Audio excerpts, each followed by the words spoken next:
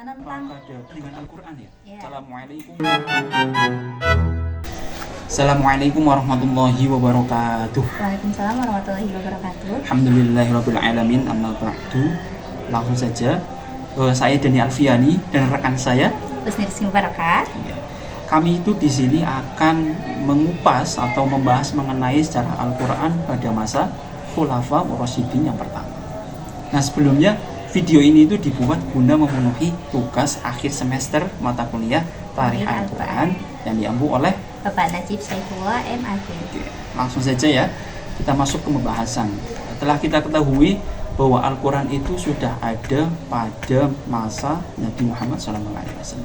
Akan tetapi bagaimana cara pengumpulannya, kemudian pengkodifikasian Al-Quran itu bagaimana, itu belum diketahui secara detail. Maka dari itu langsung kita tanyakan saja kepada rekan kita. Yang pertama itu terkait pengumpulan Al-Quran pada masa Rasulullah. Nah, itu bagaimana caranya? Yang pertama ini ya, kan pengumpulan Al-Quran pada masa Rasulullah. Nah, pada masa Rasulullah ini Al-Quran itu belum ada pengumpulannya. Al-Quran hanya disampaikan sesuai dengan turunnya ayat tersebut. Jadi misalkan nih, turun ayat Al-Quran atau ayat berapa. Nah, Rasulullah itu langsung menyampaikan kepada umatnya. Jadi belum dikumpulkan, hanya sekedar menyampaikan sesuai dengan kebutuhan umat muslim pada waktu itu. Kemudian untuk pengumpulan itu baru ada di zaman Abu Bakar setelah Rasulullah itu wafat. Di sini kenapa sih ada pembukuan di zaman Abu Bakar? Karena kan Rasulullah wafat. Pada saat Rasulullah wafat itu umat Islam itu imannya masih sangat lemah, masih terombang-ambing. Kemudian banyak yang menentang zakat, menentang membayar zakat, terus juga yang parahnya lagi ada yang mengaku sebagai nabi.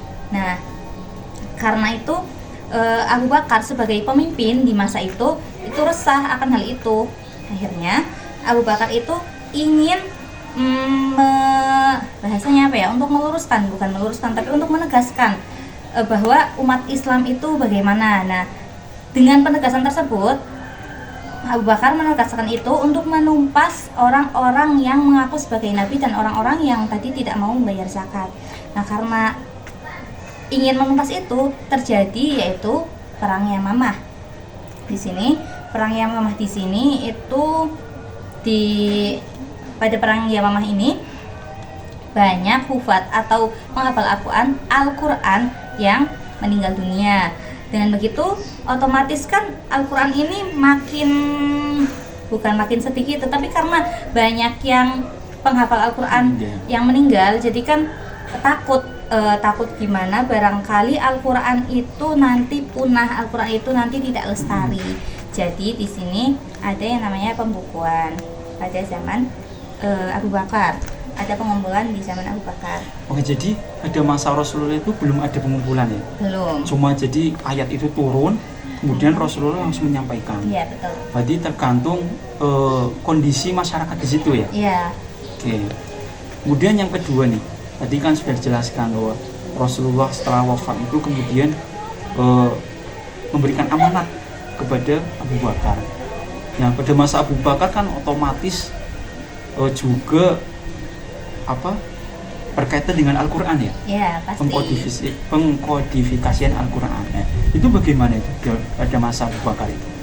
Nah, pada masa itu awalnya itu belum ada ide atau gagasan dari Abu Bakar untuk mengumpulkan Al-Quran tersebut. Nah, di sini di masa Abu Bakar ini hanya pengumpulan saja, bukan pembukuan ya teman-teman. Nah, ini tuh didasari dari alasan tadi, kan adanya perang Yamamah, kemudian banyak hufat atau menghafal Al-Quran yang meninggal dunia, wafat. Kemudian di sini Umar sebagai Khulafa Rasyidin juga, beliau itu khawatir, punya keresahan, nanti gimana kalau misalnya Al-Quran itu punah, gimana Al-Quran ini nggak lestari. Akhirnya sahabat Umar itu menyampaikan kepada Abu Bakar tentang keresahannya tersebut. Kemudian Abu Bakar awalnya itu nggak setuju karena pengumpulan Al-Quran itu kan belum ada di zaman Nabi itu kan. Nah, jadi pengumpulan Al-Quran ini termasuk sesuatu yang baru. Dari itu Abu Bakar itu menolak untuk mengumpulkan Al-Quran. Jadi Abu Bakar itu kan menolak, tetapi Umar ini tetap kukuh, tetap kayak meyakinkan Abu Bakar untuk mengumpulkan Al-Quran dengan alasan-alasan yang logis pastinya ya, dan alasan yang ya itu tadi, bagaimana kalau misalkan Al-Quran itu nanti punah, terus bagaimana keadaan umat nanti kalau misalkan Al-Quran itu benar-benar nggak ada gitu kan. Akhirnya dengan ya tadi membujuk Abu Bakar, akhirnya Abu Bakar itu menyetujui untuk mengumpulkan ayat-ayat Al-Quran yang masih terpisah-pisah. Jadi pada masa Abu Bakar didasari dengan keinginan Umar ya. Iya. Jadi kekhawatiran Umar. Tetapi kan kekhawatiran Umar tadi kan didasari juga dengan perang Yamamah tadi. Iya. Nah kemudian ini kan setelah itu pada perang Yamamah banyak sekali hufat yang wafat ya. Kemudian apakah ada salah satu sahabat atau hufat itu yang mana belum meninggal atau yang sudah hafal Al-Quran gitu? Nah, di sini itu masih ada ya hufat-hufat yang masih ada penghafal Al-Quran, masih ada hufat.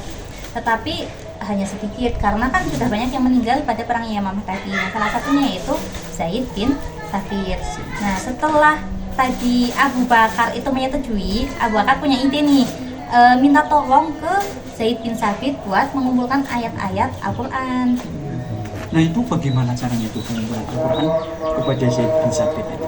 Pengumpulan Al-Quran, apakah ada syarat-syaratnya, apakah ada ketentuan-ketentuan yang harus terpenuhi seperti itu? nah ya sebelum itu kenapa sih di sini kan Abu Bakar itu milih Zaid bin Tsabit? Karena Zaid bin Tsabit itu orangnya cerdas, kemudian beliau selalu datang pada saat Nabi itu menyampaikan, terus beliau juga kedudukan qiraatnya itu tinggi, jadi Abu Bakar milih Zaid. Terus kan untuk mengumpulkan Al-Quran pasti ada syarat-syaratnya, karena nggak mungkin kita cuma ngumpulin doang, nanti kan barangkali ada kesalahan atau yang lain-lain gitu kan. Syarat-syaratnya itu ada 2 yang dari Zaid bin Tsabit, ada 1 dari Abu Bakar. Nah yang pertama dari Zaid bin Tsabit itu ayat tersebut harus dihafal oleh minimal 2 orang, jadi harus ada 2 orang yang menghafal ayat tersebut. Nah untuk yang kedua, syarat yang kedua yaitu dari hafalan ayat tadi harus ada hard file-nya, harus ada tulisannya, entah itu di batu, entah itu di pelepah kurma, atau di daun-daun intinya, atau di tulang, intinya ada hard file-nya. Jadi ada hafalan, ada juga tulisannya. Terus yang ketiga yang dari Abu Bakar itu saat mau menulis itu harus disaksikan oleh 2 orang saksi. Jadi tulisan tersebut ada saksinya, seperti itu Mas. Oke. Cukup. Cukup. Kemudian yang terakhir nih, pada intinya pada masa khalifah yang pertama, awalnya itu Al-Quran pada masa Nabi Muhammad SAW, setelah wafat beliau itu berpesan kepada Abu Bakar. Nah kemudian terkait pengkodifikasian Al-Quran itu didasari dengan yang pertama perang Yamamah, Iya, karena terus yang banyak hufat yang meninggal, terus yang kedua itu berdasarkan kekhawatiran Umar ya. Jadi, dan kekhawatiran itu didasari dengan alasan yang logis juga.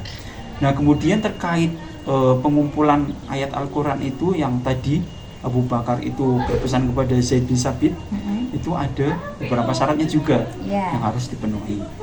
Jadi seperti itu teman-teman untuk Al-Quran pada masa Khulafaur Rasyidin yang pertama.